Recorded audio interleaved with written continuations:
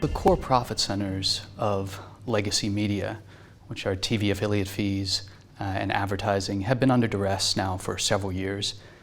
Pay TV households peaked at 100 million in the US back in 2012. We're now closer to 70 million and declining with no floor in sight. Netflix has thrived in an environment where media consumption has shifted from legacy pay TV bundles to streaming services. But if you look back over the past couple of years, this pandemic to reopening cycle, there are two counterintuitive takeaways. First, COVID lockdowns were actually negative for Netflix in retrospect. And second, the end of the easy capital era has been a major positive. So taking each of those in turn, on the first point, yes, Netflix benefited from a subscriber bump during COVID lockdowns, but COVID also kicked off a wave of competition from the rest of legacy media.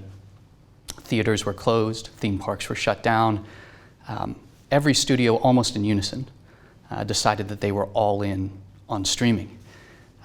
Disney, Warner, Universal, Paramount, they all pulled licensed content back from Netflix, launched their own streaming services at uneconomical price points, and then marketed those services so aggressively that subscriber acquisition costs inflated across the industry. And then meanwhile, the COVID demand spike actually obscured some problems that were building within Netflix's own business. By their own admission, they should have reined in password sharing sooner, certainly before they ended up with 100 million unpaid viewers globally. So Netflix was not a pandemic beneficiary, but then to that second point, why would they be thriving in a higher rate environment? It's somewhat ironic given that Netflix was burning cash and tapping the high yield markets for much of the past decade, but they were able to scale to the only profitable pure play streamer globally, with 250 million subscribers now worldwide. And by comparison, legacy media is still trying to figure out how to profitably scale a streamer. Disney Plus, Hulu, Paramount Plus, Max, collectively those services lost $25 billion over the past 3 years. That's not sustainable, certainly not in a rising rate environment with pay TV cash flows declining. So Netflix's peer group has effectively retrenched. We've gone from the streaming wars to something closer to a streaming détente. You look at Warner, for example. They've just decided to license some of their high-profile IP back to Netflix. DC Comics, Dune, Band of Brothers, all available on Netflix now. Warner needs to address their over-levered balance sheet.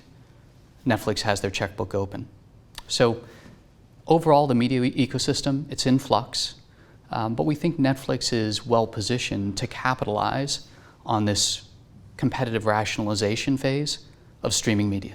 What about the consumer internet space? I mean, the whole reason why I can sit in my living room and stream all these movies on my big TV is the fact that, I'm a consumer of the internet, and then artificial intelligence layered into that. What's happening there?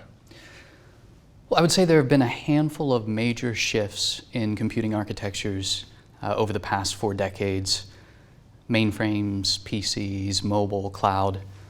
It's early, but AI has the potential to be that type of paradigm shift, and it's shaping up to be incredibly computationally intensive. So our first order priority has been to focus on the picks and shovels plays. We don't necessarily know which consumer app will be the enduring winner of the AI age. We don't even know if Google's Gemini model will outperform GPT-4 when it gets released in early 24. But we do know that every contender at this point will be utilizing a lot of high-end GPUs and networking equipment. So that dynamic has benefited companies like NVIDIA, like AMD, but we have to start asking the question, who is buying all of these high-end chips, and how are they going to earn an adequate return? All right, at some point we need a graceful handoff from AI hype cycle enthusiasm to tangible AI monetization events. And thankfully, when we look at that large cap consumer internet space, we're seeing that handoff take place in real time. So 2 examples. First, AI is driving engagement higher across social media. Think about services that specialize in short form video like TikTok, like Instagram Reels. They all rely on AI-powered recommendation algorithms traditional social media feeds, they sort from a narrow subset of content. It's really your friends and family's posts, right?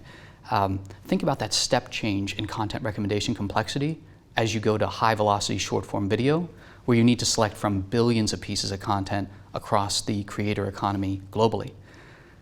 And we know that short form video is much more engaging than traditional social feeds in isolation. The average daily user on TikTok is now spending over 90 minutes per day in the app.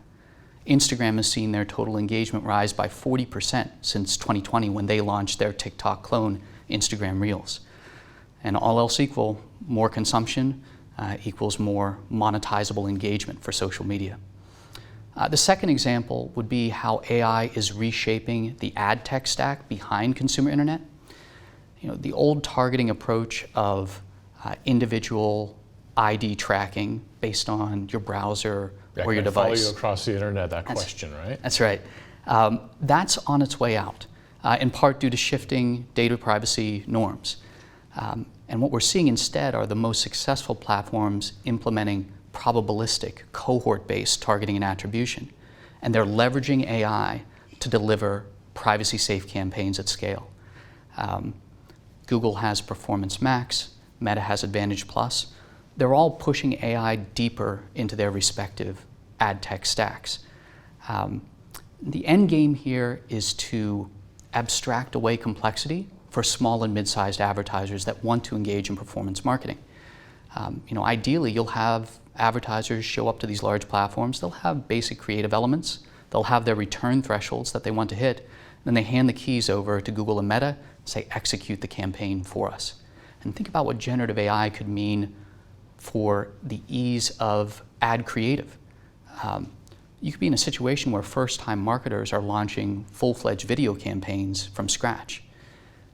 If you lower the bar for experimentation, you'll bring more demand to the ad auction. That's actually one of the major lessons of the past decade for Meta. They've gone from 1 million active advertisers to 11 million plus today.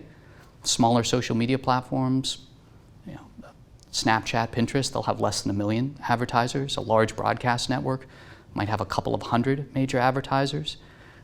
So we think AI could be that next major unlock for ad auction density as Google and Meta make it easier for advertisers to market their products and services online. When I think about the disruption of Google all those years ago, it's because people suddenly found that they preferred their search engine to everyone else. They just found some search formula and then people just said, I'm Googling it. That just meant to search. What does it mean for their search business, all this kind of AI?